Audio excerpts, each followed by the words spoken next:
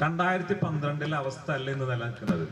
സത്യത്തിൽ ഇത്രയും ദൈവത്തിന്റെ ഒരു നിങ്ങൾ മഹാന്മാരെ പണ്ഡിതന്മാരാണ്, നിങ്ങൾ തിരുത്തല്ല.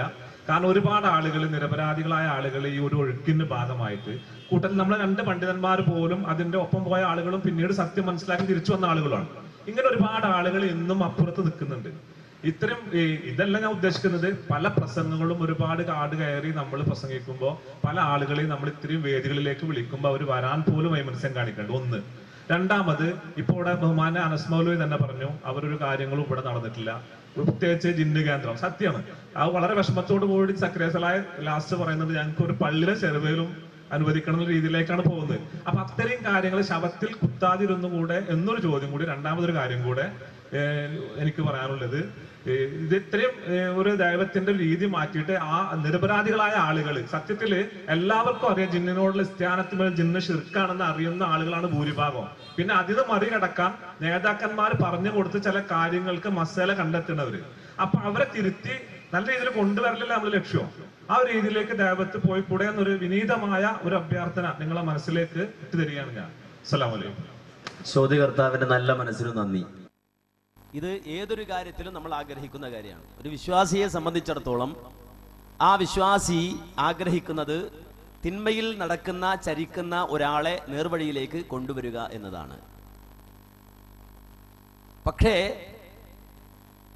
ചില കാര്യങ്ങൾ ഉൾക്കൊള്ളാൻ ചിലർക്ക് പ്രയാസം. ആ പ്രയാസമുള്ള ആളുകളാണ് വലയിൽ വീഴുക. ഞാൻ ഉദാഹരണം പറഞ്ഞാൽ, ഒരാൾ ഒരു മീൻ പിടിക്കാൻ തീരുമാനിച്ചു. അയാളൊരു ചൂണ്ട വാങ്ങി വന്നു. ചൂണ്ട വാങ്ങി വന്നാൽ മീൻ ഒരിക്കലും ഇഷ്ടമില്ലാത്ത, വെറുപ്പുള്ള, മീൻ എടുക്കാത്ത ഒന്നല്ല ആ ചൂണ്ടയിൽ കോർക്കുക. നേരെ മറിച്ച് ഏറ്റവും മീൻ ഇഷ്ടപ്പെടുന്ന സംഗതി അതിൻ്റെ മൂട്ടിൽ കോർത്തിട്ട് നേരെ ഇട്ട് കൊടുക്കുകയാണ്.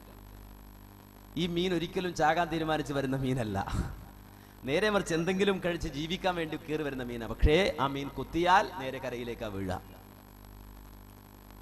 യഥാർത്ഥത്തിൽ ഇത്തരം ചൂണ്ടകളുമായി നടക്കുന്ന ആളുകളാണ് ഇതിലെ പ്രതികൾ, അല്ലാതെ നിരപരാധികളായ സാധാരണ ഓഡിയൻസ് അല്ല.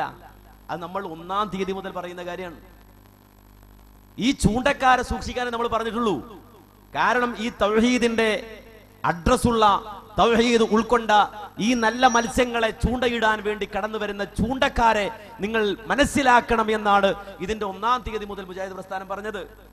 അങ്ങനെയുള്ള ചില ചൂണ്ടക്കാരെയാണ് നമ്മൾ ചൂണ്ടിക്കാണിച്ചതും. ആദ്യം നിങ്ങൾക്ക് അറിയാം, ആ സമ്മേളനം നടക്കുന്ന സന്ദർഭത്തിലൊക്കെ നമ്മൾ ചൂണ്ടിക്കാണിച്ച അത്തരം ചൂണ്ടക്കാരെയാണ്.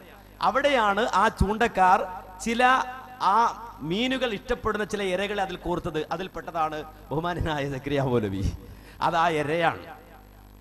ചൂണ്ടക്കാരനല്ല സക്കരിയ മൗലവി എന്നുറച്ചു വിശ്വസിക്കുന്ന ആളാണ് ഞാൻ. കാരണം അദ്ദേഹവുമായി ഇടപെട്ട് ഒരുപാട് സംവാദങ്ങളിലും ചർച്ചകളിലും അദ്ദേഹവുമായിട്ടുള്ള സംവാദങ്ങളിൽ വരെ പങ്കെടുത്ത ഒരാളെന്ന നിലക്ക് പല വേളകളിലും അദ്ദേഹം പശ്ചാത്തപിക്കുകയും തെറ്റുതിരുത്തുകയും ചെയ്ത് അത് ഞാൻ സമ്മതിച്ചിരിക്കുന്നു എന്ന് എഴുതി ഒപ്പിട്ട് പോയതിനു ശേഷം ഒരിടത്ത് ബസ് ഇറങ്ങി അടുത്ത ബസ്സിൽ കയറുമ്പോ മൂപ്പര് വീണ്ടും കോർക്കും. കാരണം ആ ചൂണ്ടയിൽ നിന്ന് ഊരിയെടുത്ത് പുറത്തിട്ടതാ. പക്ഷെ അടുത്ത ആളൊന്ന് പിന്നെയും കൊണ്ട് കോർക്കാണ്. എന്നിട്ട് അതാ ഇട്ട് കൊടുത്തത്. വേറൊരാളാണ് നമ്മുടെ പാവപ്പെട്ട മുജാഹിദ് ബാലുശ്ശേരി. ഒരു കഥയുമില്ല എന്നത് സാധാരണ അദ്ദേഹവുമായി ബന്ധമുള്ള ആളുകൾക്കൊക്കെ അറിയുന്ന സംഗതിയാണ്. പക്ഷേ ഇത്തരം ആ ആളുകളെയാണ് ഇതിലേക്ക് കോർത്തിട്ട് ഇങ്ങനെ ഇട്ടുകൊടുത്തപ്പോൾ ഈ സാധുക്കൾ കുറെ ആളുകൾ ഇതിന്റെ പുറകെ പോയി. പിന്നെ വേറെ ചില ആളുകളുണ്ട്, ഞാൻ ഓരോരുത്തരെ വ്യക്തിപരമായി എടുത്ത് ഇങ്ങനെ പേര് പറഞ്ഞിട്ട് ഇതുപോലൊരു സദസ്സിൽ ഇങ്ങനെ ഓരോരുത്തരെ കീറുമുറിക്കാൻ ഉദ്ദേശിക്കുന്നില്ല. എന്താണോ ഒരു ഇരക്ക് വേണ്ടി ചെലവാകുന്നത് അത് മുഴുവനും കൃത്യമായി ആസൂത്രണം ചെയ്ത് ആ ഇരകളെ മുഴുവനും തെരഞ്ഞുപിടിച്ച് അത് കോർത്തിട്ട് ഈ സാധുക്കളായ മുവഹിദുകളായ ആളുകൾക്കിടയിലേക്ക് ഇട്ടുകൊടുത്ത് അവരെ അതിൽ കൊളുത്തി പുറത്തേക്ക് വലിച്ചിട്ട ആളുകളുണ്ട്. ആ ഇരകളിൽ, ആ ചൂണ്ടകളിൽ പെട്ട ആളുകളായത്. പിന്നെ ചെറുതുണ്ട്, കരയിലേക്ക് വരച്ചിട്ട് ചാടി അവിടെ തിരിച്ചുകൊണ്ട് വീഴും. കാരണം എന്ന് വെച്ചാല് ചൂണ്ടക്കാരെ ശ്രദ്ധിക്കാതിരിക്കുമ്പോ ചാടി കൊണ്ട് തന്നെ വീഴും, അവർ രക്ഷപ്പെട്ടു പോകും. അങ്ങനെ സംഭവിച്ചതാണ്. ഇത് ഞാൻ ഒരു ഉദാഹരണം എന്ന നിലക്ക് പറയുന്നുവെങ്കിലും സുഹൃത്തുക്കളെ, വിവരമുള്ള, അറിയുന്ന, ഇത് സംബന്ധിച്ച രേഖകളെ ഒരു വട്ടമെങ്കിലും കണ്ണുകൊണ്ട് നോക്കിക്കണ്ട ആളുകൾക്ക് മനസ്സിലാകുന്ന കാര്യമാണിത്. അതുകൊണ്ട് നമ്മളൊരു സാധാരണക്കാരനോട് ഒരിക്കലും മോശമായോ അല്ലെങ്കിൽ വ്യക്തിഹത്യ ചെയ്തൊന്നും സംസാരിക്കാറില്ല. നേതാക്കന്മാരോട് അങ്ങനെ സംസാരിക്കാൻ നമ്മൾ ഉദ്ദേശിക്കുന്നില്ല.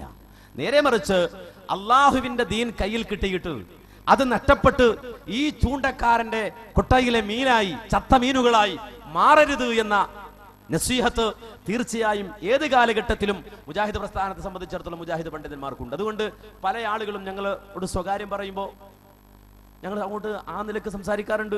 ചില ആളുകളെ വ്യക്തിപരമായി തന്നെ പോയി കണ്ടു ബോധ്യപ്പെടുത്താൻ ശ്രമിക്കുന്ന ആളുകളുണ്ട്. പിന്നെ പിടിവാശിയുള്ള ആളുകളോട് നമ്മൾ എന്ത് പറഞ്ഞിട്ടും കാര്യമില്ല, അവരോട് എന്ത് ചെയ്തിട്ടും കാര്യമില്ല. അവർക്ക് വേണ്ടി നമുക്ക് അള്ളാഹുവിനോട് ദുആ ചെയ്യാം, അവരുടെ ഹൃദയത്തിന് മാറ്റമുണ്ടാക്കാൻ റബ്ബിനോട് ദുആ ചെയ്യാമെന്നല്ലാതെ വേറൊന്നും ചെയ്യാൻ കഴിയില്ല.